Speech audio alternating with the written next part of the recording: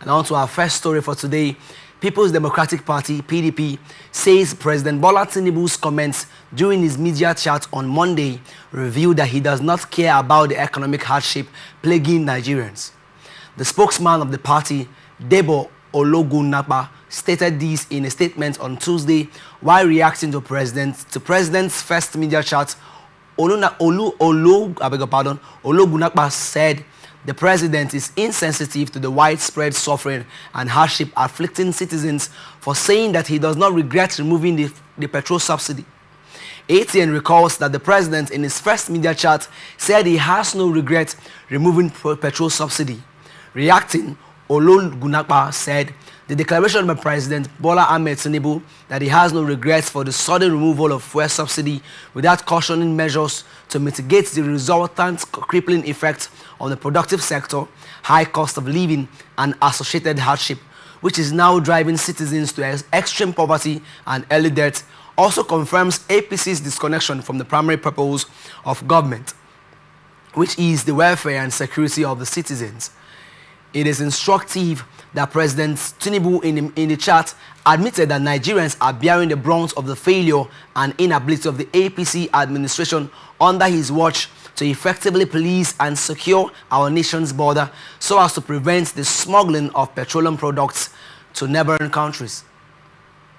The PDP is disturbed that while the APC has failed to account for the proceeds saved from the removal of the subsidy, Nigerians are subjected to crushing economic hardship because the APC administration has failed in its fundamental duty of ensuring the territorial integrity of our nation.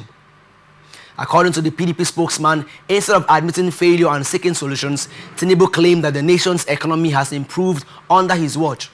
Ologunapa further stated that the economy has worsened with a comatose productive sector, a deteriorating value of the naira, and soaring inflation of 34.6%. He said the stampedes recorded during palliative distribution show that the nation is indeed in perilous time under the APC. The PDP holds that there is no hope in sight under the APC, given its failure to embark on meaningful investments in critical sectors, including agriculture and food production, electricity, petroleum and gas, and small and medium-scale enterprises, which are the real drivers of the national economy, he said. Ologunapa said Tinubu's statement that Nigerians can now safely travel by road despite kidnappings on highways is false. The PDP spokesperson challenged the president to travel from Abuja to Lagos by road, visit markets, or walk on the streets to properly gauge and appreciate the real situation in the country, rather than relying on fabricated statistics being bandied by officials of his government.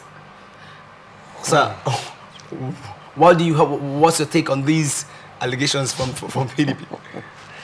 Well, I don't expect less from the PDP. Okay. Realizing that it is the #1 opposition party in the country. Okay. As an opposition political party, is bound to make comments where necessary. The essence is to gauge the emotions of the people. Okay. Make their own opinion in order to win the people to their side. Also remember that the policy of the government determine whether they'll be popular in the next election or not. Okay. Okay. Now, who is with the people during the time of need also determine who the people will support during the election. So, I feel that the PDP as an opposition party, is actually seeing how to reconnect with the people. Okay. However, there are some salient points that they mentioned. Mm-hmm. The question is there any hardship in the land? Yes, there is hardship. Mm-hmm. Is there the figure given about the inflation? Yes, which is about 32 points, thereabout. Okay. Yes, there is, in fact, super inflation as we speak. What else did he really mention again? What it shows that... For fuel subsidy. Yeah, fuel subsidy. Yes, Nigerians are going through excruciating pains. What the picture they painted is a picture that shows that all is not well with the country, no doubt about that, and that the citizens are going through a lot. And I usually believe that when a government is connected with the people, there should always be dialogue before designs of policies. That the removal of fuel subsidy is something that probably should have cascaded down to the people that are responsible will discuss and all that. Okay. You also bring a buffer on what will be done in the eventual removal. So the people are the ones being at the receiving end. Nigerians are indeed suffering. Okay, so their point is quite germane. But like I said, it's the opposition political party that is flying his trade. Okay. Is doing what ordinarily it should be done. So that is my take on that. Judging from the current issues which are prevalent in our society, do you think they have a point when they say that the president does not really care about Nigerians? Well, just like I said before, PDP is the opposition political party, and they will be playing the opposition and see how they can gain the minds of Nigerians. But I don't want to believe that Mr. President doesn't care about Nigerians or doesn't care about the citizenry. Perhaps his policy may not. Okay. There are some policies that may be in favor of the citizenry, okay, and there are some policies that tend to be anti-people. Okay. You understand? Yeah. Any policy that does not improve the well-being and welfare of the people, that does not have a gestation period. I mean, I initiate this policy, and I know that in 2 years, this is going to be the harvest of those policies. I mean, I start a policy that should be long-term, that should be medium-term, and be short-term actualization of those policies. Any policies that doesn't fall within this category, I mean, it's not in the best interest of the people. Okay. And that's what we're seeing today. Right. One more question before we move to our next topic. During the presidential media chat, the president expressed hope. In most of his statements, you could find some atom of hope in his projections. Do you think currently hope is enough for the average Nigerian? The only hope that Nigerians want to see is the hope of having the 3 times square meal. Okay. You don't speak grammar to a child who is hungry. Who is hungry. You don't speak to a child who has to go to school. If you speak that grammar to that person, that the hope is dashed. If I can't have any food tomorrow, you can't tell me I have hope. Okay. Let me tell you, what I think that there is a systemic leadership challenge that we have. I remember those days when we were growing up, usually be by the year 2000 there will be free education. I remember the journal come with us. We are on our way education for the year 2000. I mean, what is the state of our education now? You understand? Yeah. What is the state of our education?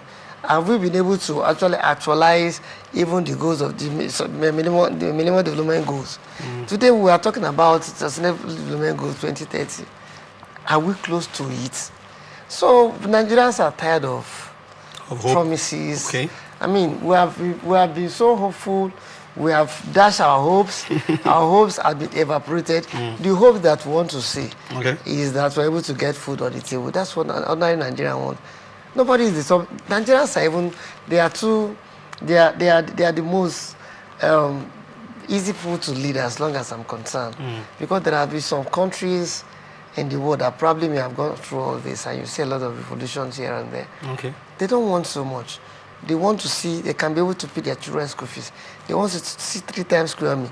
Let me tell you, some of those people that died in Anambra, people that died in Abuja, and they died in what's it called, Ibadan and several. Yes. You think that if their parents can provide, that they will go and expose themselves when they know that the danger of a likely stampede and all that? Nigeria, I mean, they won't be there. If you find out that look, there are danger point around, and you are asked to go near the danger, will you go? You will not go, no matter irrespective of the reward. But because Nigerians are hungry, they don't have any choice. If I go there, I'll be able to get the food that will sustain me, sustain my children and all. That's why they are going. Nigerians indeed are really suffering. I will hang on that line. We'll move to our next topic.